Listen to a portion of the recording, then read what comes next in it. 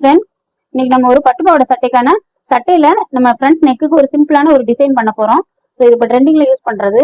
So இந்த நெக்குக்கான இந்த shoulder பீஸ்ல மட்டும் பேட்ச் ஒர்க் பண்ற மாதிரி ஒரு டிசைன் தான் பண்ண போறோம். அதை வந்து எப்படி சிம்பிளா பண்ணலான்றதை பார்க்கலாம்.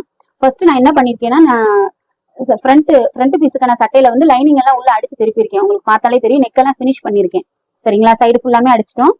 ஸோ உள் பக்கம் திருப்பிக்கோங்க, ராங் சைடு எடுத்துக்கிட்டு நம்ம ஷோல்டரோட விட்டு எவ்வளவு வருதுன்றதை பார்த்துக்கோங்க. 4 இன்ச் எனக்கு வருது. ஓகேங்களா, ஸோ சேம் அதே 4 இன்ச்சை வந்து எல்லா இடத்துலையும் மார்க் பண்ணிக்கோங்க. இங்க மட்டும் கொஞ்சம் ஆம்போல் கிட்ட மட்டும் ஒரு 3.5 மார்க் பண்ணிக்கோங்க. இந்த வளைவுல ஃபுல்லா 4 இன்ச் மார்க் பண்ணிக்கோங்க. ஸோ அதை ஹைலைட் பண்ணிக்கலாம். ஹைலைட் பண்ணிட்டு இதே அப்படியே வந்து இதுல டேப் பண்ணி எடுத்துக்கலாம், இந்த ஆப்போசிட் சைட்ல. ஸோ சேம் ட்ரேஸ் நம்மளுக்கு இந்த பக்கமும் கிடைச்சிருச்சு. சாரிக்கான பீஸ் நான் இது மாதிரி எடுத்திருக்கேன். ஸோ இதுல வந்து பார்டர் நம்மளுக்கு கம்மியா இருக்கிறதுனால இந்த சாரியோட பீஸ்லயே நான் வந்து இந்த பேட்ச் ஒர்க் பண்ணிக்கலாம். ஸோ டபுள் ஃபோல்டிங்கா எடுத்திருக்கேன். ட்ரேஸ் பண்ணிருக்கிறத வந்து நல்லா டார்க் பண்ணிக்கோங்க. நம்ம வந்து இந்த மெயின் கிளாத்ல வந்து வச்சு நம்ம ட்ரேஸ் பண்ண போறோம். மறுபடியும் 2 பீஸாவே எடுத்துக்கோங்க. ஸோ நம்மளுக்கு அந்த மார்க்கிங் அப்படியே இங்கேயும் கிடைச்சிருச்சு. ஷோல்டருக்கு எங்க வருதோ அதை விட ஒரு 1/2 இன்ச் விட்டுக்கோங்க.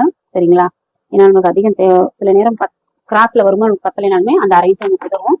எக்ஸ்ட்ரா இருந்தா கட் பண்ணி விட்டுக்கலாம். இதை அப்படியே கட் பண்ணி எடுத்துக்கலாம். இங்க ஒரு 1/2 இன்ச் மட்டும் விட்டுட்டு அப்படியே கட் பண்ணி எடுத்துக்கலாம். சரிங்களா, இது 2 பீஸ் நம்மளுக்கு. ஸோ இதை வந்து ஓப்பன் பண்ணி விட்டுலாம். ஓகேங்களா, இந்த மாதிரி நம்மளுக்கு வந்து 2 ஆம்ஹோல் சைடுக்குமே கரெக்டா இந்த பீஸ் கிடைச்சிருக்கு.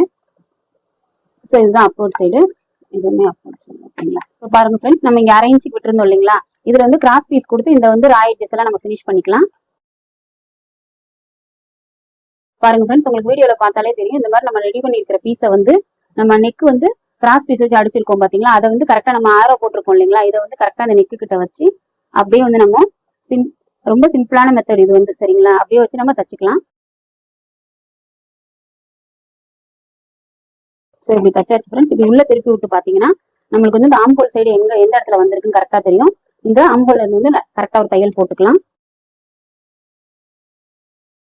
தையல் போட்டு இந்த எக்ஸ்ட்ரா உள்ளதெல்லாம் கட் பண்ணிட்டோம்னா, ஸோ வெளிப்பக்கம் திருப்பி பாத்தீங்கன்னா இந்த மாதிரி நம்மளுக்கு வந்து நீட்டா நம்மளுக்கான ஷோல்டர் பீஸ் வந்து ஜாயிண்ட் ஆயிருக்கும். எந்த ஒரு கேன்வாஸும் இல்லாம கிட்ஸுக்கான ஒரு பேட்ச் ஒர்க் இந்த மாதிரி ரொம்ப சிம்பிளா ரெடி பண்ணிக்கலாம். சேம் இதே மாதிரி நான் இந்த சைடும் ரெடி பண்ணிட்டு காட்டுறேன். பாருங்க ஃப்ரெண்ட்ஸ், நம்ம 2 சைடும் ஃபினிஷ் பண்ணதுக்கு அப்புறம் இந்த மாதிரி தான் இருக்கும்.